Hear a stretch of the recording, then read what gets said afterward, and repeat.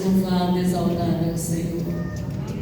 Quero nessa oportunidade cumprimentar a igreja com a doce e preciosa paz do Senhor Jesus. Amém. Externar a Deus toda a minha gratidão, a honra e o privilégio de estar aqui mais uma vez, ocupar esse lugar como a mensageira do Senhor. Quero ser a boca de Deus aqui nesse lugar. Quero ser uma profetisa dele na sua vida, na sua família, seu ministério, sua vida pessoal. E eu lhes convido a abrirmos a palavra de Deus no livro dos Atos. Segundo alguns comentaristas, Atos do Espírito Santo, nós o conhecemos e chamamos Atos dos Apóstolos, mas eu estou quase concordando com os comentaristas. Atos do Espírito Santo. Todo esse livro que ele nos traz e nos ensina é uma vida que é transformada, uma vida que é controlada e uma vida que se deixa ser instrumento de Deus através do poder do Espírito Santo. Atos capítulo 9, nós vamos ler um texto um tiquinho, como diz, os nordestinos, um tiquinho maior. Atos 9, começando pelo verso de número 32. Vou acompanhar a projeção da mídia, até porque eu observei que a tradução é um pouquinho diferente da minha, que é mais conservadora. Mas a palavra de Deus, ela tem um único propósito, um único objetivo. Ela é viva e eficaz. E não é a tradução que vai alterar isso. Ela é a verdade por excelência. E nesta tradução que está na projeção, diz que viajando por toda parte, Pedro foi visitar os santos que viviam em Lida. Ali encontrou um paralítico chamado Enéas, que estava acamado fazia 8 anos. Disse-lhe Pedro: Enéas, Jesus Cristo vai curá-lo. Levante-se e arrume a sua cama. Ele se levantou imediatamente. Todos os que viviam em Lida e Sarona ouviram e se converteram ao Senhor. Em Jope havia uma discípula chamada Tabita, que em grego é Dorcas, que se dedicava a praticar boas obras e dar esmolas. Naqueles dias ela ficou doente e morreu, e seu corpo foi lavado e colocado num quarto do andar superior. Lida ficava perto de Jope, e quando os discípulos ouviram falar que Pedro estava em Lida, mandaram-lhe 2 homens dizer-lhe: não se demore em vir até nós. Pedro foi com eles, e quando chegou, foi levado para o quarto do andar superior.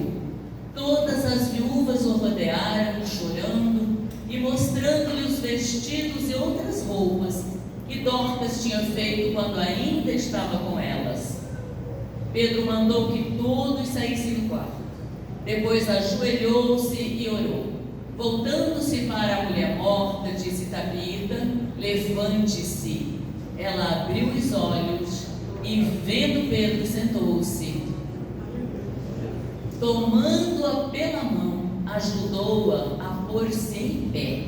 Então, chamando os santos e as viúvas, apresentou-a viva. Este fato se tornou conhecido em toda a cidade de Jope, e muitos creram no Senhor. Amém? Amém? A igreja pode tomar a sério. Amada igreja, quero remir um tempo. Nós sabemos que falar nessas escrituras é nadar em águas profundas, navegar em águas turbulentas, em águas calmas, mas também vivenciar o inexplicável, mas ao mesmo tempo o incontestável, que podemos buscar, viver, experienciar e ser referência na atual conjuntura que vivemos, como Deus que agia no passado, Deus que ressuscitou lá no passado, Deus que honrou a palavra lá no passado. É o mesmo Deus que está aqui hoje. É o mesmo Deus que fala conosco hoje. É o Deus que faz milagres hoje. É o Deus que diz: só depende do seu posicionamento. É uma questão de você estar no posicionamento que Deus te colocou. É você estar no lugar para o qual Deus te chamou. E eu quero parabenizar a palestra, a orientação, o estudo que a querida irmã Sônia vai trazer na quarta-feira. Que pena que eu vou estar aqui, mas eu sei que vai ser assim sublimamente maravilhoso, porque Deus sabe a quem Ele entrega, a chave do cofre. Essa é a coisa mais linda e extraordinária que tem. É quando você tem uma igreja que investe na sua vida, na sua salvação e no propósito para o qual Deus te chama. Louva a Deus pelo privilégio de estar aqui, rever a igreja, rever irmãos, obreiros, mas conviver mais um pouquinho com os amigos. Eu digo assim, família, sabe que você entra na casa e você não se importa se você já passou dos 3 dias, você já está cheirando peixe, você fica, Há quem diga que a visita só é bom até no terceiro dia, depois vira peixe. Eu não virei peixe ainda, pastor? Só faz 4 dias, Tá longe, pode uma fila. Louva a Deus pela vida do pastor, do Fran, da Sônia, irmã Mara, a família que nós já convivemos há algum tempo, e o fato de estarem aqui foi um presente também para a minha vida, e agradecer o carinho que a igreja nos recebeu, os dias que estivemos palestrando aos casais, a presença dos casais, a honra que nos foi dada, e o privilégio também nessa noite de mais uma vez poder trazer a mensagem de Deus para o coração da igreja. Quando nós olhamos para esse texto tão maravilhoso que está registrado sobre esses acontecimentos, envolvendo aqui 3 personagens que são assim, eu digo assim, Pedro, aquele que teve uma trajetória de muitos questionamentos, uma trajetória que, quando a gente fala em Pedro, alguém diz assim, aquele que negou Jesus, Ele ganhou um rótulo de quem negou Jesus, mas a gente também se depara com um Pedro, e depois desse fato, a gente começa a olhar para os passos desse homem, e ver que desde o princípio, quando ele foi chamado para estar caminhando com Jesus, ele foi um dos discípulos e um dos apóstolos que mais experienciou a presença do Mestre. Ainda que numas experiências que a gente pode olhar e dizer assim, mas que camarada, será que ele não conseguia ter um discernimento que Jesus era Deus? Ele tratava Jesus de igual para igual. A gente vê que em algumas conversas ele diz, Jesus, mas você estava lá e não fez. Você fez por aquele que não era nada seu, mas eu que ando com você, você não fez. A gente vê ele contestar Jesus em algumas situações. E isso dizia e atraía Pedro cada dia mais para perto de Jesus. Ou seja, não é porque eu sei quem é Deus que eu não tenho meus momentos de conflitos. Não é porque andamos com Ele que perdemos a humanidade. Não é porque Ele é soberano sobre todas as coisas que a adversidade não bate na nossa porta. Não é porque Ele é o Deus que domina, controla também o mal, que o mal não me assedia. Mas a única graça e certeza e esperança que Ele dá, Ele diz, olha, tudo isso que te cerca é nada perto do que eu sou na sua vida. Essa é a confiança que Ele passa para nós. ele será sempre maior do que os conflitos, as dúvidas, as incertezas, os medos, os diagnósticos, as tempestades, os vendavais. Ele está sempre dizendo: eu estou no controle de todas essas coisas. E quando você olhar para mim como aquele que, quando ele estende o braço, ninguém faz ele retroceder, você precisa entender que o meu braço não está encolhido. Ele está sempre na direção daquele que olha para mim. E essa é a certeza que Pedro nos passa quando esse homem, mesmo com esse rótulo de ter negado a Jesus, nós vemos Pedro levando Jesus depois de um culto, depois de uma celebração na sinagoga. Todos iam embora, todos iam para suas famílias, mas Pedro levava Jesus para a casa dele. Pedro era esse homem, digamos, temperamental, de estupim mais curto, colérico, mas ele tinha algo que também movia um coração enorme e generoso, quando ele via em Jesus a única alternativa, quando ele via em Jesus a única solução.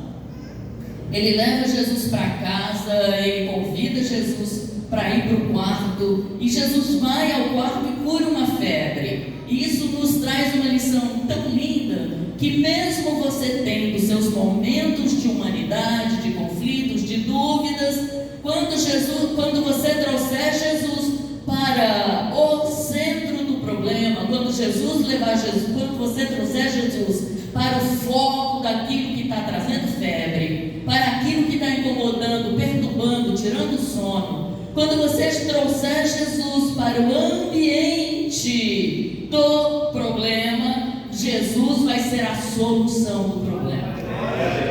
Não adianta o problema estar no quarto e Jesus está na sala.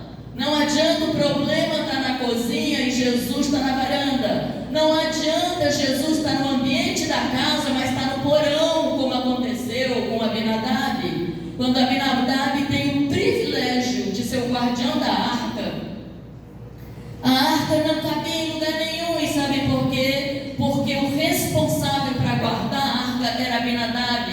Mas ele olhou para a arca e disse assim: é muita responsabilidade, é uma coisa cara, é um móvel muito caro, é um móvel que gera medo, porque se tocar nele vai morrer, é um móvel que, se alguém entrar aqui em casa, eu vou ter que ficar dando explicações. Chamaram Eleazar, o filho de Abinadab, e consagraram ele como sacerdote. Ou seja, o guardião da arca transferiu o compromisso de Deus para o filho. Por quê? Porque ter Deus na vida tem que dar explicações. E aí, o que acontece? A arca não tinha lugar, porque era perigoso deixar ali, alguém podia passar e tocar e morrer. Aquela casa tinha crianças, se uma criança toca e morre. Aí a gente de dar socialite, aí os amigos vão chegar aqui em casa e começar a perguntar: o que é isso que não combina com nada? Que negócio esquisito é esse aqui na sua casa? Por que todos se curvam diante disso? Por que não pode tocar nisso? Que mistério é esse? Então, antes de você ter que ficar dando explicação, por que lá na faculdade eu não participo disso? Por que lá no trabalho eu não falo isso? Por que na festa do amigo católico, ou descrente ou não cristão, eu não me embriago, eu não me drogo, eu não me prostituo? Por que eu me visto decentemente? Por que eu não vou em tal lugar? Então é melhor eu ser aquele crente oculto no 007. Eu venho no culto de domingo, tudo bem. Eu não preciso divulgar no meu testemunho quem é o Deus que eu sigo. Eu não preciso andar carregado na minha questão ou na minha essência. E quando acontece isso, a arca vai parar no porão da casa de Abinadab. E a gente vê que Pedro não tinha vergonha de andar com Jesus. Pedro não se omitia de dizer que ele seguia Jesus.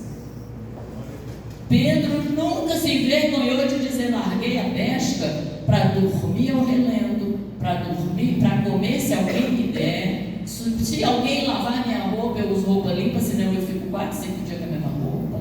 Pedro não tinha essa questão de eu estou preocupado com a sua opinião. Pedro dizia, eu sei quem eu estou seguindo e eu sei para onde ele está me levando. E quando a gente olha para esse poder de decisão, de não se importar em dar explicações, e alguém, um dia alguém me disse assim, mas Genilda, eu não entendo, as pessoas inteligentes, esclarecidas, andam com uma Bíblia, aí chega final de semana, em vez de se divertir, vamos lá para a igreja, olha para você vai toda semana, todo final de semana você está enfiada na igreja, e chora, e canta, e faz não sei o quê, que vida é essa? Eu olhei para ele e eu disse, meu querido, deixa eu falar uma coisinha para você, bem rapidinho.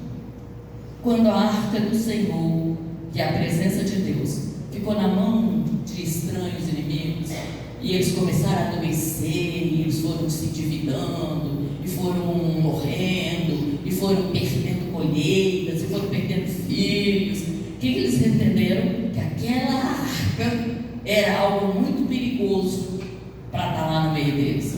Vamos devolver esse negócio para quem é o dono. Sabe o que eles fizeram? Botaram o carro de boi, botaram as vacas para levar, e disseram assim, se realmente for do povo de Israel esse negócio, se ele é tão poderoso como Israel diz que é, as vacas vão acertar o caminho e vão levar exatamente onde tem que estar. E eles ficaram vigiando no monte, as vacas iam carregando a arca e eu disse, até vaca, meu filho, foi carregando a arca e louvando. Você acha que eu sou uma idiota para ter o que eu tenho, um Deus que eu sei quem Ele é, e ficar de boca fechada? Eu sou muito melhor que uma vaca. Disso você pode ter certeza. Eu vou cantar, eu vou chorar, eu vou bater palma, eu vou dar toda semana que eu tiver vida, eu vou dar lá. Sabe por quê? Porque eu sei quem eu sou em Cristo Jesus. Eu sei quem Ele é na minha vida e de onde Ele me tirou e onde eu poderia estar se não fosse a sua graça e a sua misericórdia. Foi o que Pedro fez quando ele disse, você vive a vida que você quer, do jeito que você quer, isso é problema seu. Agora na minha vida não venha dar pitaco não, porque o Deus que eu sirvo é santo, e é a Ele que eu devo satisfação e reverência, unicamente a Ele.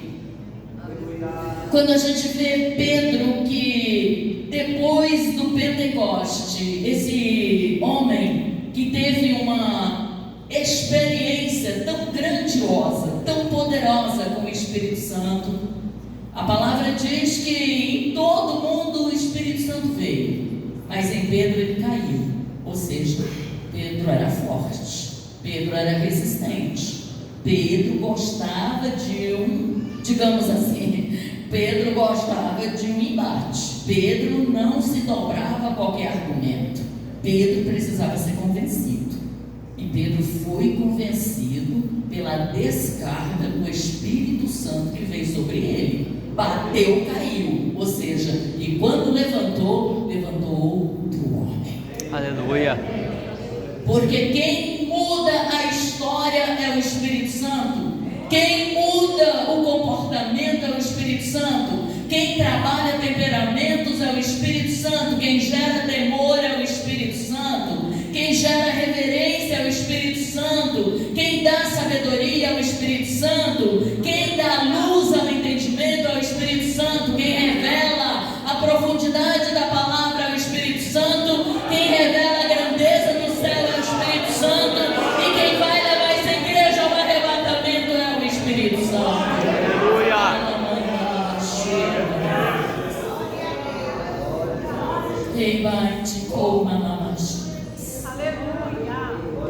Nesse contexto, Pedro já havia tido aquela experiência da porta formosa.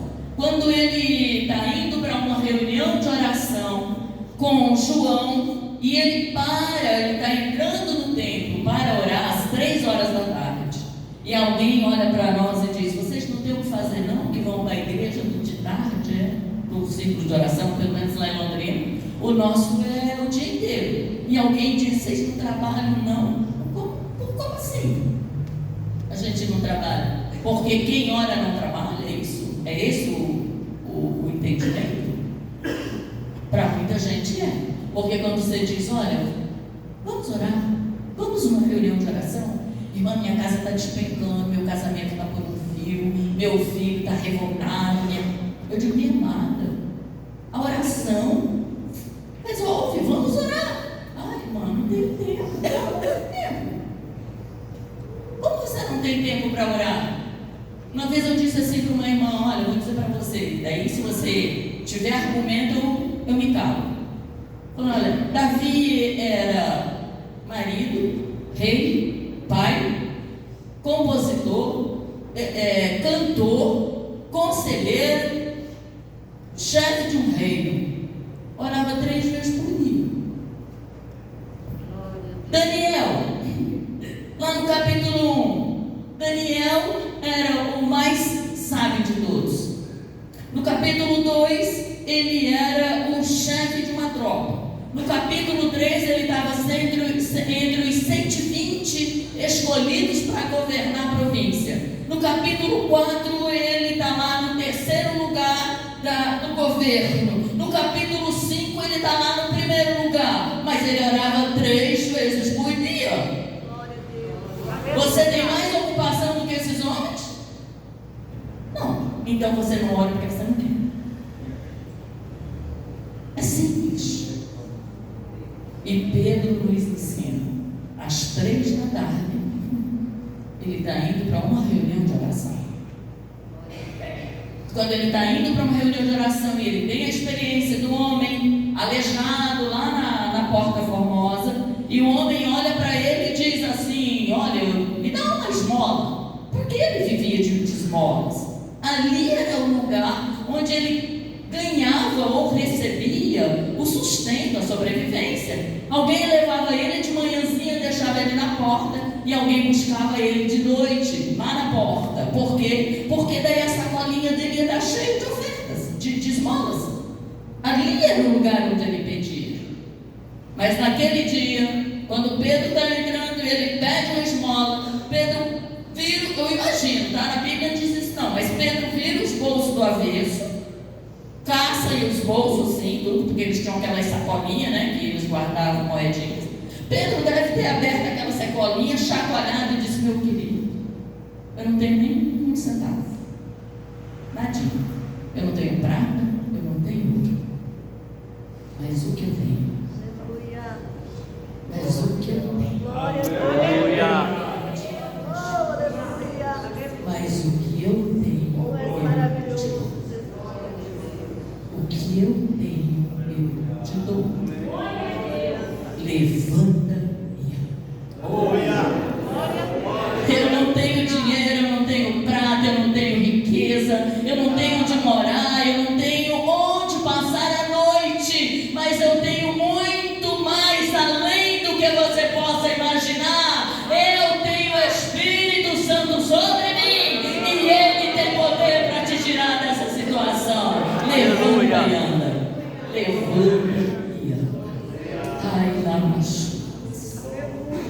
E nesse texto nós vamos ver que Pedro está andando. Ele era um pastor itinerante, apesar de ter a sua localização em Jerusalém, mas ele era um missionário itinerante. Ele passava uns dias aqui, outros dias acolá, e Pedro viajava onde houvesse irmãos, onde houvesse um lugar que precisasse ser pregado, divulgado, anunciado, ele estava lá. Não importava a distância, não tinha carro, não tinha cavalo, não tinha charrete, não tinha triciclo, não tinha nada disso. Era a pé o negócio, era na força das pernas e na convicção de que aquele que chamou é poderoso para sustentar.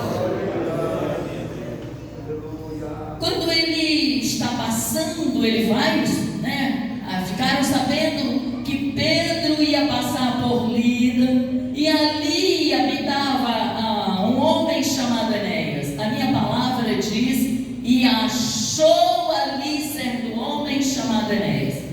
seja, Pedro, depois dessa experiência da Porta Formosa, Pedro, a palavra diz que até a sombra de Pedro curava. Pedro vai passar em Lida, pega os doentes da cidade. Se o sol estiver nessa direção, bota os doentes aqui, porque a sombra de Pedro vai passar aqui. Se tiver daqui, bota os doentes aqui, porque o Pedro vai passar. Ou seja, eles não pediam para Pedro orar. Era assim, olha, Pedro vai passar, os doentes estão deitados aqui ou aqui, e Pedro passava e eles iam sendo curados. Aleluia. Glória a Deus. Será que esse homem tinha intimidade com Deus? Será que esse homem era cheio do Espírito Santo? Será que esse homem tinha autoridade que repousava sobre ele? Será que esse homem fazia alguma coisa porque ele era o Pedrão da vida? O pescador forte, moreno, lindo, de olho verde? Não, Pedro era unicamente o homem que se deixou ser transformado pelo Espírito Santo de Deus. Unicamente, ele era um instrumento que se colocou a serviço daquele que resgatou ele da dor de divindade. Quando ele está passando ali e tem esse homem chamado Enéas que foi deixado ali, nós aprendemos algumas lições, amados. Enéas foi deixado, ele foi achado ali, né? E achou ali um certo homem, ele foi deixado. Alguém pegou esse homem, porque ele era aleijado, ele não caminhava. Alguém catou Enéas e disse: olha, Pedro vai passar por aqui. É a tua vez, é a tua chance. Olha, ou é hoje ou não sei quando será. Ou seja, não dá para perder a oportunidade de uma libertação.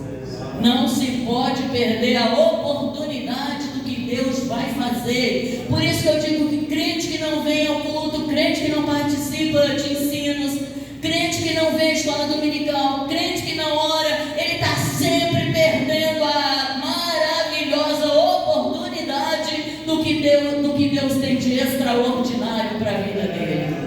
Aleluia. Mas irmã Genilda, eu não estou doente, eu tenho um bom emprego, minha família é redondinha, meu casamento é maravilhoso, na minha casa tem tudo. Mas e a sua vida com Deus, como é que está? Ou você acha que o que é material, casamento, filho, dá resultado de salvação? Não, queridos, o que dá resultado de salvação é a intimidade com Deus, é fazer a diferença fora das quatro paredes, é passar e o mundo saber que você é quem Deus usa para mudar a história daqueles que não podem se levantar. Aleluia. Pedro vai passando, não teve espetáculo, Pedro não orou, Pedro não teve imprensa, Pedro não teve nada, ele está passando, o Enéas está lá deitado, porque alguém deixou ele lá, ele vai passando e diz: Enéas, ó, que coisa mais linda, não é? Enéas, Jesus te cura. Ou seja, Enéas, a sua paralisia, né? Seu aleijume foi curado. Ele diz: Enéas, Jesus Cristo te dá saúde. Jesus Cristo te dá saúde. Não foi Pedro que deu saúde ao homem. Não foi Pedro que declarou ali: olha, eu sou o bom, eu sou o preferido de Deus. Está vendo? A minha sombra. Mas Pedro tem o discernimento que tudo que acontece através dele é unicamente por misericórdia, graça, favor, benevolência, amor incondicional, privilégio daqueles que dizem: eis-me aqui, eis-me aqui. Aleluia. Aleluia. Quando Pedro diz: Jesus te cura, levanta-te, Jesus te dá saúde, levanta-te e faz a tua cama. E ele logo se levantou. Pedro diz: olha, você não é mais aleijado, Você não precisa mais mendigar ninguém para te carregar para lugar nenhum, porque Jesus te dá saúde. Levanta, arruma a tua cama, ou seja, faça alguma coisa por você mesmo. Deixe de ser dependente, deixe de pedir favor, deixe de pedir esmola, deixe de reclamar, deixe de dizer: eu não fui porque ninguém passou lá para me levar, eu não fui porque ninguém mandou um zap, não, eu não fui porque tinha outro compromisso, não, eu não fui porque eu não sei que preguiçada. Não, Pedro está dizendo: faz alguma coisa que Deus está te dando. Levanta, arruma a tua cama. Não é para arrumar a cama de ninguém, não. Arrume a sua que já está de bom tamanho. Faça por você. Você não precisa mais de mendigar que ninguém passe para trazer você para este lugar, porque Deus te dá saúde para isso.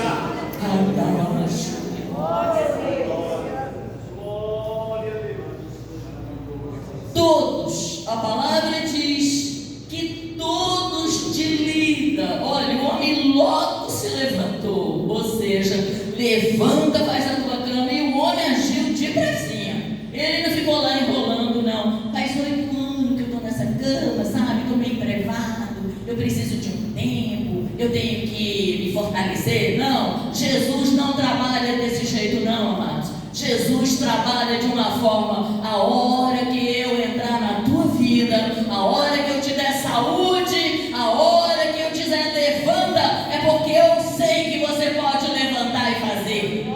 Ele não trabalha com projeção de estatística para IBGE, estatística para instrumentos de pesquisa. Ele trabalha com a realidade, com o meu e com o seu coração. Ele trabalha com a minha disposição, ele trabalha com a sua disposição. E quando ele diz: vem que eu estou te chamando, ele está dizendo: eu sei que você pode dar conta quando você deixar que eu faça na sua vida o que eu fiz na vida de Enéas. Deitado, largado, foi deixado, alguém carregou, mas a partir do encontro com Jesus, não precisou mais de ninguém, nem para carregar, nem para largar e nem para ficar mendigando.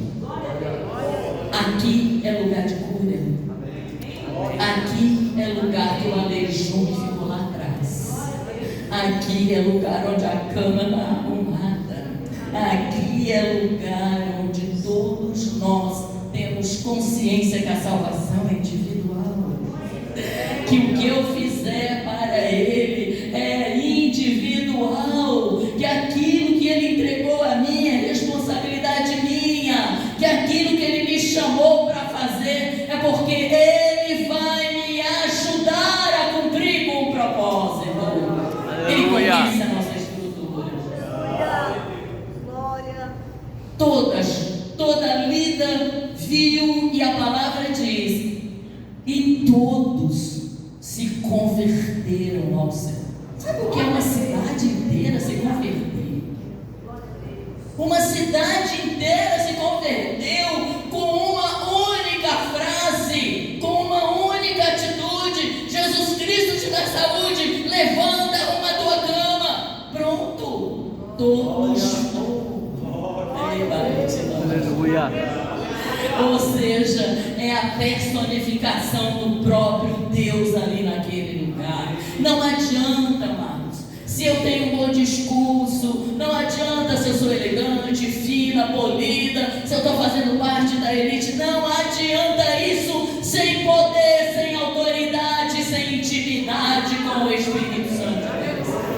Tudo que vamos fazer, e é por isso que a igreja, ela não é conduzida pela intelectualidade. A igreja, ela não é comandada pelo poder aquisitivo de ninguém. Não tem um plano de governo, não, só para acabar com ela, mas para fortalecer, jamais. Mas essa igreja continua avançando, ela continua forte, ela continua crescendo, ela continua tirando aleijados da rua, ela continua mantendo pessoas de cama arrumada. Sabe por quê? Porque é o Espírito Santo quem cuida dela, porque é o Espírito Santo que instrui, porque é o Espírito Santo que capacita. capacita, porque é o Espírito Santo que dá sabedoria. Diante dessa maravilhosa situação e acontecimento, em Jope havia uma discípula chamada Tabita, e traduzido se diz Dorcas. Esta estava cheia de boas obras e esmolas que fazia. Ou seja, quando a gente fala dessa irmã, desse personagem chamado Tabita, que traduzido é Dorcas, quando a palavra de Deus diz que ela estava cheia de boas obras e esmolas que fazia, nós vamos parar um pouquinho aqui para entender o porquê disso. Por que ela era uma discípula? É a única mulher que a Bíblia chama de discípula. É a única mulher que, depois do Pentecoste, permaneceu viva. Porque a primeira mulher citada foi Safira, mas como ela entrou na vibe do marido de mentir ao Espírito Santo, Pedro fala disso, pode dizer assim: olha, por que você permitiu que Satanás enchesse seu coração? Seu marido está morto, você vai morrer também. Mas depois dela, aí vem Dorcas. Olha a importância. Safira era uma pedra de tropeço na igreja, morreu, ficou morta. Dorcas não. Dorcas, Deus tinha outro plano na vida dela. Aleluia, glória. Dorcas, Deus tinha algo muito maior do que a morte na vida dessa mulher. Quando a palavra diz que ela estava cheia de boas obras, e a gente pesquisa um pouquinho qual é a diferença entre boas obras e esmolas. Boas obras, ela morava numa cidade portuária, e essa cidade, ela tinha muitas viúvas, muitas mulheres abandonadas, muitos filhos órfãos e filhos que foram deixados pelos pais, porque eles iam em viagens, pescarias, e a maioria deles não voltavam, acabavam ficando por lá ou morrendo. E essa cidade era uma cidade de muitas mulheres sozinhas. Dorcas, que andou e serviu com os discípulos, a palavra também diz que ela aprendeu os passos de Jesus. Ela aprendeu a caminhar com Jesus. Ela aprendeu a exercitar o que Jesus pregava. Ela aprendeu que servir a Jesus é fazer o que ele fazia. Ela aprendeu que servir a Jesus era corresponder ao que ele entregava na mão para ser feito. Ou seja, ele confiou em mim, eu não posso decepcioná-lo, desonrá-lo, entristecê-lo. Eu não tenho desculpa, porque ele conhece meu coração, e qualquer coisa que eu diga só vai piorar. Dorcas sabia que quando ela foi inserida num contexto de discípulos, é porque Jesus viu nela uma disposição em caminhar com ele, servir como ele, se entregar como ele e não negar a missão que lhe foi confiada. Ou seja, ela não ia retroceder, ela não ia recuar. Ele viu nela a disposição de seguir em frente. E quando a palavra diz que essa mulher costurava, ela fazia roupas, vestimentas para as mulheres, para as crianças, para os homens também, porque era uma região muito pobre. Ela era rica por conta do mercado que era portuário, mas aquela população que seguia Jesus, essa era pobre. E aí a gente vê que isso é até hoje assim. A gente, quando tem um relacionamento com um povo um pouco mais elitizado, ele diz: não precisa de tudo isso não, imagina, isso é para quem não tem, bem assim, olha, isso é para quem não tem força de vontade, isso é para quem não tem meta, Isso é para quem não sabe planejar, né? E outro dia eu estava lendo uma reportagem que me entristeceu bastante. A Suécia fechou a última igreja cristã que tinha por falta de crentes. Não tem nenhuma igreja evangélica mais na Suécia. Sabe por quê? Porque eles são ricos. Porque lá não tem déficit. Porque lá não tem pobre. Porque lá não tem desemprego. Lá não tem analfabeto. Lá ninguém paga aluguel. Lá ninguém paga médico. E eles não precisam de Deus. Para que Deus? Deus é para pobre. Porque Ele vai orar. E a provisão vai amanhecer na porta dele. Amém. Ele vai orar e o maná vai estar na porta amanhecer. Ele vai orar e Deus vai mandar um pão novo para ele, porque Deus não tem comida velha para ninguém. E aí, quando a gente olha para essa irmã Dorcas, o que ela fazia? Ela acudia o necessitado, costurando roupas. Mas ela não costurava numa máquina como tem hoje, né? Porque a máquina é nova, de 1817. Essa mulher viveu há 2000 anos ou mais. O negócio era feito na mão ali, pontinho por pontinho. Quanto tempo levava para fazer? E a palavra diz que ela fazia vestes e túnicas. Vestes, o que vem embaixo da roupa, é a parte íntima, é aquilo que não aparece. Ou seja, Dorcas fazia aquilo que os outros não veem, mas fazia aquilo que vem também. Dorcas cuidava do exterior, mas ela cuidava do interior também. Dorcas preservava aquilo que é cobrir a nudez, mas ela preservava a intimidade de quem ela cuidava também.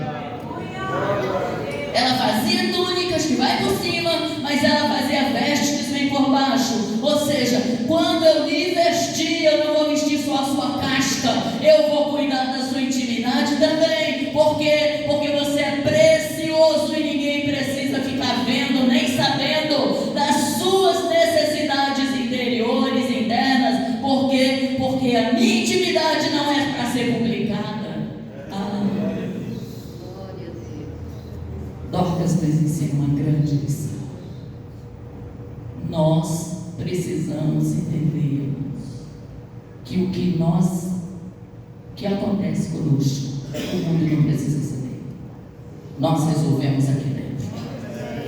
Ninguém precisa noticiar nada lá fora, porque essa igreja não precisa de nada que o mundo possa ajudar. Mas nós temos aqui nos entrelaçar e costurar roupas, túnicas, vestes e resolver os problemas aqui, dizendo: nós somos uma família e roupa suja se lava dentro de casa.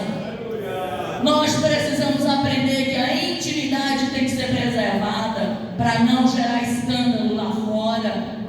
E aí Dorcas vem e diz, a palavra diz, que além das boas obras, que aquilo que você constrói, eu estou no mercado e o Espírito Santo diz: olha, leva uma compra para a irmã fulana. Isso é boa obra. Olha, você está comprando um sapato? Compra para a irmã fulana. Isso é uma boa obra. Eu estou andando em algum lugar e vejo alguma coisa, olha, irmã fulana está precisando, eu compro. Isso é uma boa obra. Esmola é aquilo que você é pego no susto, aquilo que você chega no semáforo, ou em algum lugar e alguém olha para você e diz assim: eu estou com fome, me ajuda, me dá um prato de comida. Você tira dinheiro da sua carteira. Isso é esmola. Esmola é aquilo que você tira no momento, é instantâneo, não é elaborado, não é assim programado, não é planejado. Esmola vem do supetão. Essa mulher, ela tanto tinha obras como lavas. Ela era rica? Não era. Ela era de classe média baixa. Ela trabalhava no porto em troca dos tecidos que sobravam das caravanas para ela poder vestir viúvas, órfãos e abandonados. E aí vem uma grande lição. Quanto nós estamos dispostos a fazer por essa obra?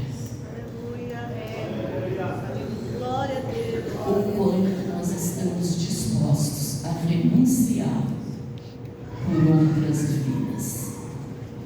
Quanto nós estamos dispostos a abrir mão para vestir, alimentar e socorrer outras vidas.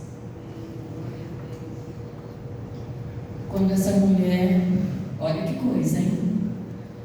Enéas era um aleijado que ninguém conhecia e ele estava doente, foi curado e a cidade inteira foi salva.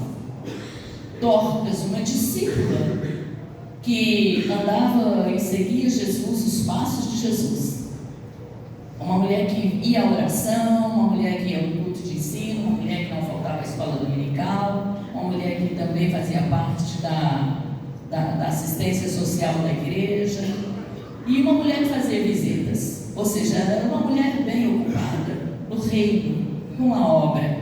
E a palavra diz que essa mulher enfermou e morreu. Assim, Enéas foi deixado, largado ali, foi curado. A cidade toda se converteu. Enéas pedia esmola.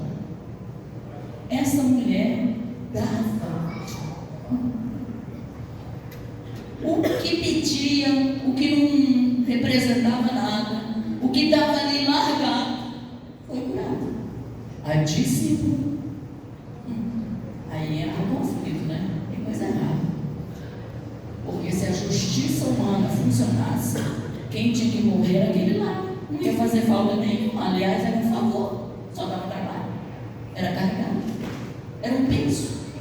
Essa mulher, que era a solução, enfermou e morreu. Que Deus justo é esse? Não é essa justiça que a gente quer? Não é isso que nós somos cobrados lá fora? Você é crente? Deus justo? Deus que cuida? Deus que protege? Deus que guarda? Deus que provê? Por que crente morreu na Covid? Por que crente tem câncer? Por que crente tem enfermidades que não tem cura? Por que crente tem fome? Ele não é o Deus bom de vocês? Você viu fulano? Não aconteceu nada com ele. Essas são as cobranças que nós ouvimos quando se trata de justiça de Deus. E aí vem a grande diferença. Enéas foi deixado, a palavra curou, mas ele está aqui no raso. Ele está nesse plano do raso aqui, tá? Foi um milagre e era uma enfermidade. Enfermidade, segundo a gente entende e deduz desse texto, é que a enfermidade, ela está aqui no plano raso. Ela vai ser curada, se for da vontade de Deus, e se for curada é um milagre, e vão crer, vão acreditar. Mas aí vem outra coisa. Quem é discípulo não está nesse plano raso. Quem está no plano raso é doente. Quem está no primeiro andar, quem está no andar de cima, quem está no andar superior, o negócio é morte. É diferente. Aqui embaixo é fácil de resolver. Está doente. Mas aqui em cima, para resolver a conversa é outra. Não é a sombra, não é a palavra, não é a presença. É joelho no chão e boca no pó. O andar de cima é um pouco mais complicado. Mas os resultados do andar de cima são imensamente maiores e mais extraordinários. Sabe por quê? Porque no andar de cima tem ressurreição. No andar de cima tem vida. No andar de cima tem testemunho de que a morte não é maior do que o plano de Deus nas nossas vidas. Aleluia. No andar de cima a morte não tem lugar. No andar de cima a morte não tem vez, amados. Quando você ouve falar de morte, é um plano natural, normal. Não é normal? Morreu, bota lá no velório, vamos sepultar.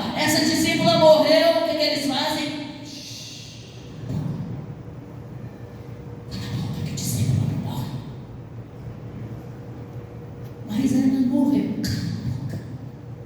Vai atrás do irmão Pedro. Na hora da morte.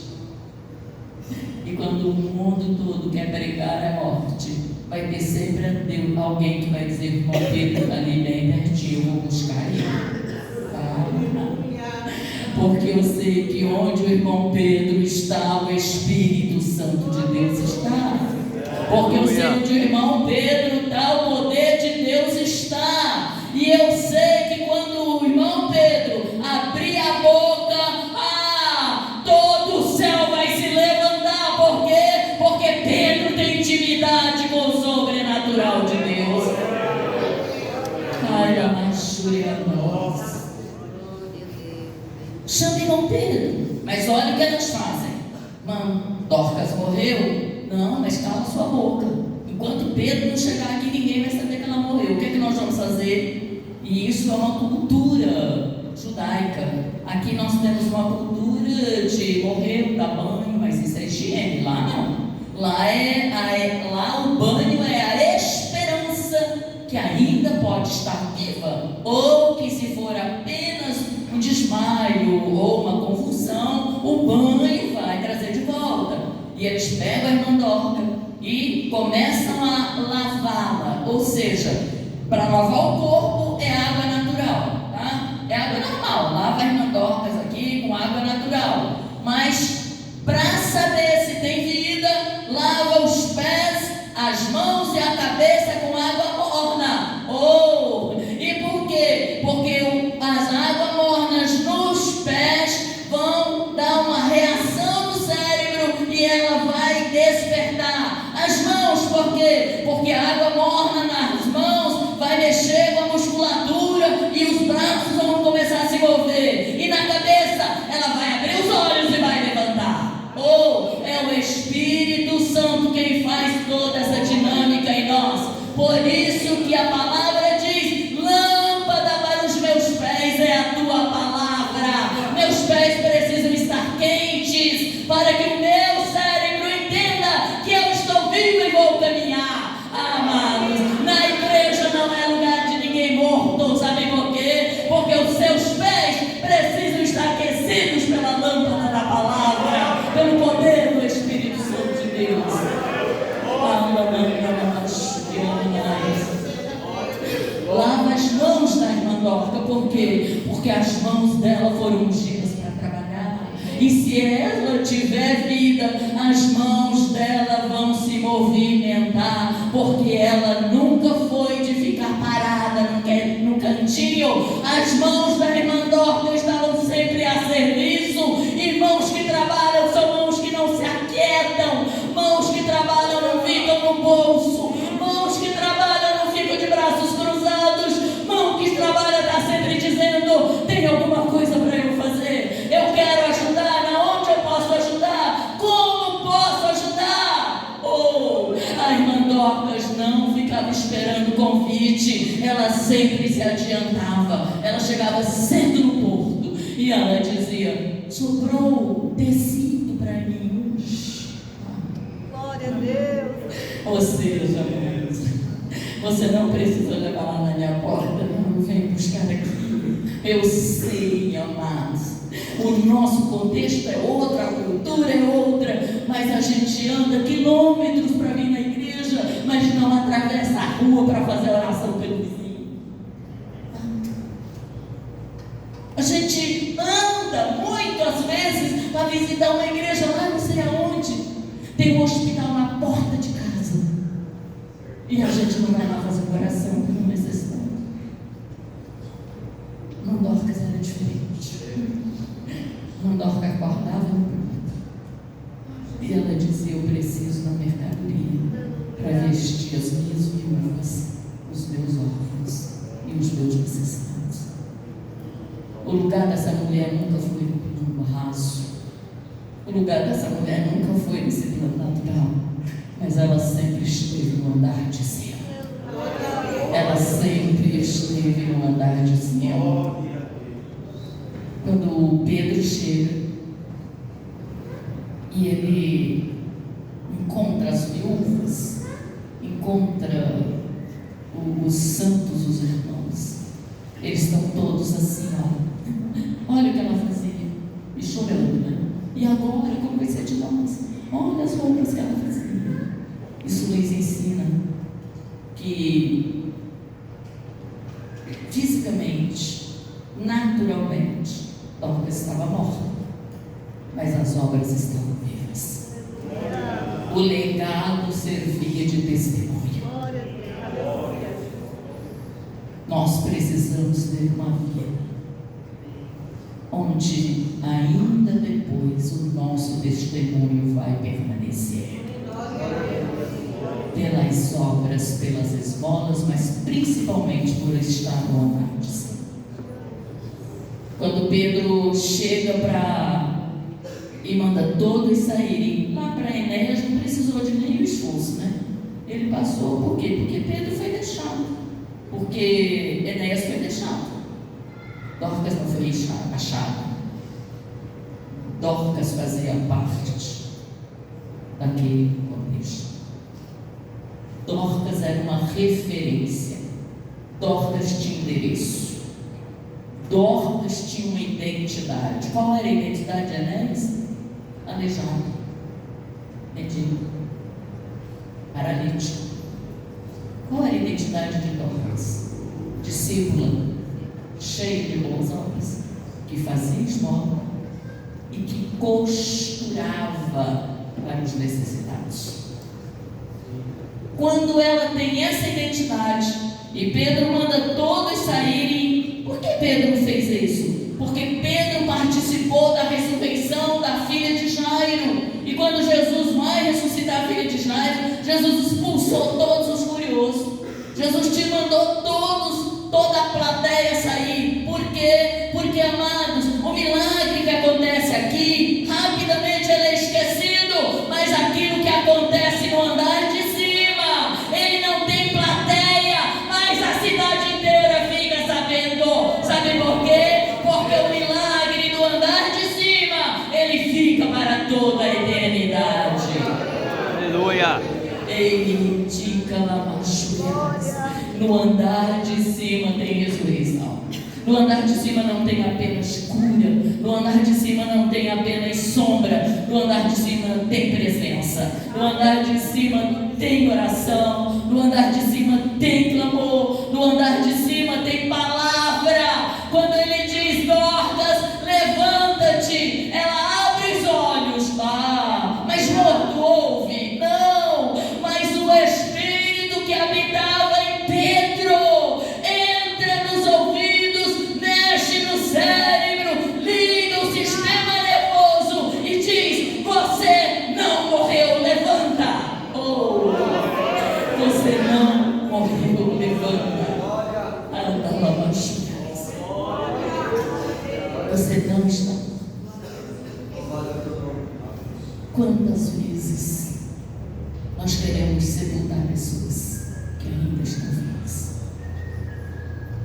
Quantas vezes desistimos? Porque não tem jeito nenhum. Eu já fui feito de tudo. Ixi, já demos tanto conselho. Já passou por tantas clínicas. Deixa. Quantas vezes nós ouvimos isso, irmãos? Não permita. Não permita que essa voz da morte convença você. Enquanto houver fôlego, enquanto o coração bater, enquanto houver um fiozinho de esperança, leve para o andar de cima. Aleluia. Leve para o andar de cima, porque lá tem vida. Leve para o andar de cima, porque lá tem esperança. Leve para o andar de cima, porque lá tem clamor, lá tem palavra, lá tem autoridade e lá tem mão estendida para você. Vá para lá, vá para o andar de cima, porque lá você vai encontrar aquele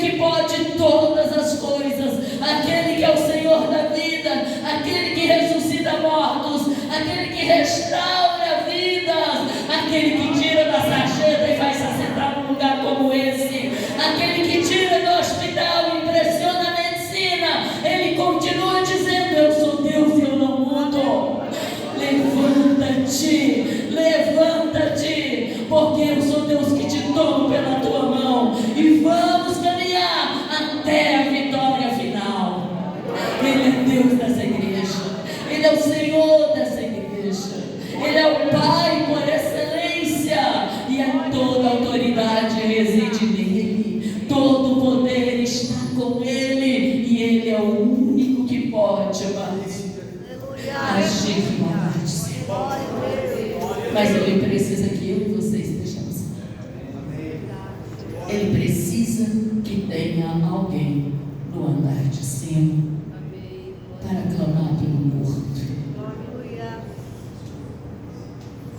Não é não acreditar na morte. O espírito de morte está aí, circulando, cercando, assediando, intimidando, ameaçando.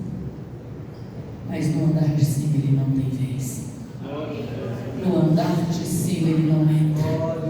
No andar de cima ele não tem nenhum poder. Porque no andar de cima quem reina, quem domina é o Senhor da vida. É aquele que diz: quem tem sede, vem a mim e beba. É aquele que diz: beba da água da vida. E se você beber, nunca mais você terá sede. Porque ele é o único que pode saciar e satisfazer as necessidades humanas. E ele diz que no andar de cima ninguém fica sozinho. Ninguém permanece morto no andar de cima, mas todos experienciarão o que o andar de cima pode fazer por nós. Vamos ficar em pé, meus queridos.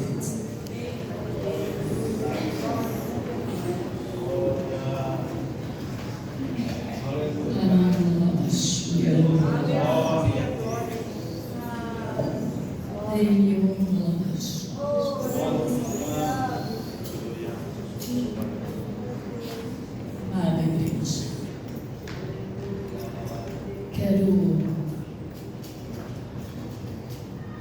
agradecer a Deus por mais um culto onde tivemos o privilégio de ofertar a Ele nosso tempo, nossa vida, nossa gratidão. Dizer o quanto foi maravilhoso poder estar aqui esses dias. Poder dizer o quanto foi gratificante poder estar aqui. Mas o mais especial de tudo, o mais maravilhoso de tudo, é saber que aqui está uma presença que enche seu corpo. É saber que aqui tem um perfume que só o Espírito Santo tem. Aleluia. É saber que aqui reina um poder sobrenatural jamais encontrado em lugar algum dessa terra. É saber que aqui reside, mora, habita um povo que foi chamado para morar numa Jerusalém celestial. É saber que nesse plano tão lindo de Deus, Ele diz: eu escolhi você, eu te escolhi. É tão lindo saber que somos escolhidos por Ele. É tão maravilhoso saber que pessoas tão carentes, tão pequenas, tão cheias de chagas, de aleijões, dependentes, fomos largados à beira do caminho. Mas Ele foi lá e nos resgatou. Ele foi lá e nos buscou. Ele foi lá e nos trouxe para o reino de Deus. Ele foi lá e nos trouxe para um abrigo seguro. Ele foi lá e nos trouxe para um lugar que nós chamamos de andar alto, que nós chamamos do primeiro andar. Ele nos tirou do plano raso, mas nos trouxe para um quarto alto. E é por isso que quando estamos no quarto alto, nós podemos pedir e clamar e buscar. E Ele diz: eu lhe ouvirei e lhe responderei.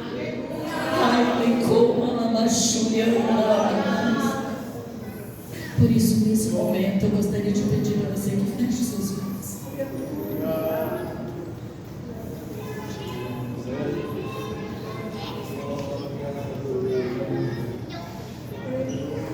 Você tem alguém para levar para o quarto alto? Você tem alguém que o mundo já decretou como morto ou perdido ou sem jeito? estamos no quarto alto. Aqui é o quarto alto. E você pode agora. Você pode agora fazer o que Pedro fez. Se ajoelhar e dizer: traz a vida, devolve a vida, ressuscita. Todos estão dizendo que está morto, mas eu não creio nisso. Eu espero a tua palavra, porque eu conheço a tua fidelidade, eu conheço o teu amor, eu conheço a tua palavra, e eu não posso me render ao que o médico diz, ao que a sociedade diz, ao que o amigo diz, mas eu me rendo à tua palavra. Eu sei que no quarto alto tem ressurreição, eu sei que no quarto alto tem esperança, eu sei que no quarto alto tem vitória. Anda lá, machurando mais. Se tiver alguém que queira vir até a frente, nós vamos orar. Se você tem uma enfermidade, se você tem alguém na família, se você precisa de cura, de libertação, se você precisa de ressurreição, se você precisa de socorro, este é o lugar. Este é o momento. A porta está aberta e o clamor que chega ao trono da graça, ele não se perde pelo caminho, porque aquele que é o dono da vida, ele está atento ao clamor que se faz nesse lugar. Portanto, nós vamos orar.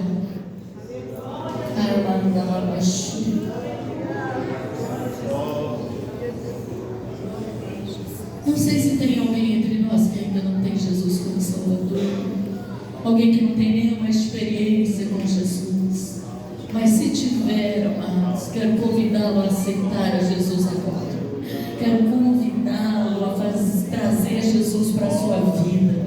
Quero convidá-lo a fazer uma jornada caminhando com Ele até a eternidade, porque Ele é fiel para cuidar, Ele é fiel para prover, Ele é fiel para sustentar, Ele é fiel para dar vitória, Ele é fiel em todo o tempo, Ele é fiel. E este é o grande, maravilhoso momento que Ele nos dá, de buscarmos, de clamarmos em conjunto com o corpo de Cristo, em buscarmos juntos com esta igreja a vitória que a nossa alma tanto deseja e espera. Levante a sua mão, você que está na igreja.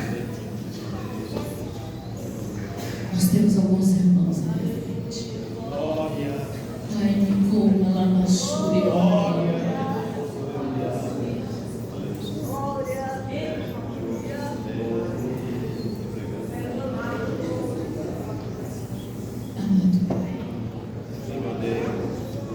Tu és o nosso Deus por excelência, e Tu nos reuniste aqui nessa noite, Pai, não apenas para passar o tempo, mas Tu nos reuniste aqui, Pai, porque no Teu coração há um propósito maior do que as nossas dúvidas, nossas dificuldades, nossos medos. Há um propósito de vida em Ti, Pai, e por isso nós clamamos por esta vida. Nós clamamos pela cura das enfermidades, nós clamamos pela libertação de vidas, nós clamamos pela salvação de almas, salvação de filhos, de esposos, esposas. Nós clamamos, ó Deus, pela cura, Senhor, pela salvação, pela cura da alma. Nós clamamos a Ti, Jesus querido, pela ressurreição, ó Deus. Vidas que estão estagnadas, vidas, ó Deus, que pararam pelo caminho, vidas que desistiram do Teu projeto, vidas que desistiram do chamado, vidas que desistiram da comunhão contigo, vidas que desistiram dos sonhos, vidas que desistiram da luta, Pai. Mas nesta noite, Senhor, Tu és o Deus da vida, Tu és o Deus por excelência, e há ressurreição, Pai. Eu creio que há ressurreição, porque Tu és um Deus que tem poder para fazer além daquilo que pedimos ou pensamos. Quebra o arco do adversário, Pai. liberta os cativos, quebra as cadeias, quebra os grilhões, ó Deus, para a glória do teu nome, destrói as fortalezas dos vícios, destrói as fortalezas, Pai amado, da falta de comunhão, ó Deus, do desânimo, da desesperança, fecha os cativeiros, ó Deus, mas liberta das prisões, para a glória do teu nome, Senhor. Nós cremos, Pai, que tudo é possível àquele que crê, e em nome de Jesus nós oramos e cremos, Pai, que a tua mão não está encolhida, que o teu braço não está encolhido, e que o teu olhar está sobre nós neste lugar, e os teus ouvidos não estão agravados, e a tua vontade, Pai, será feita para a glória e louvor do teu nome. Nós oramos. Amém. Grande abraço, amada igreja. Deus abençoe os obreiros, pastores, ao corpo de obreiros dessa igreja. Deus abençoe a orquestra, mão da mídia, o coral vocal. Um grande abraço a todos vocês. E que Deus continue fazendo-os prosperar a cada dia, porque este reino não é de derrotas, será sempre de vitória em vitória. Amém? Abraço. Graças a Deus. A igreja quer agradecer o de Bilda. Amém. Que o Senhor continue abençoando, usando a sua vida e guardando com saúde e com alegria para levar servindo a Deus, porque ela tem dado por muitos lugares no Brasil e fora do Brasil. Precisa estar junto, precisa da graça e a unção do Espírito Santo. Amanhã nós temos o ciclo de oração, terça-feira por piscina, quarta por seminário, que aqui nós teremos e vai ser uma grande bênção. Estenda a sua mão, Senhor. E a graça do Senhor Jesus, o amor de Deus, nosso Pai, a comunhão e as consolações do Espírito Santo, seja com todo o povo de Deus. Todos podem dizer amém? Amém. Deus te abençoe. Cumprimento o irmão que está ao seu lado.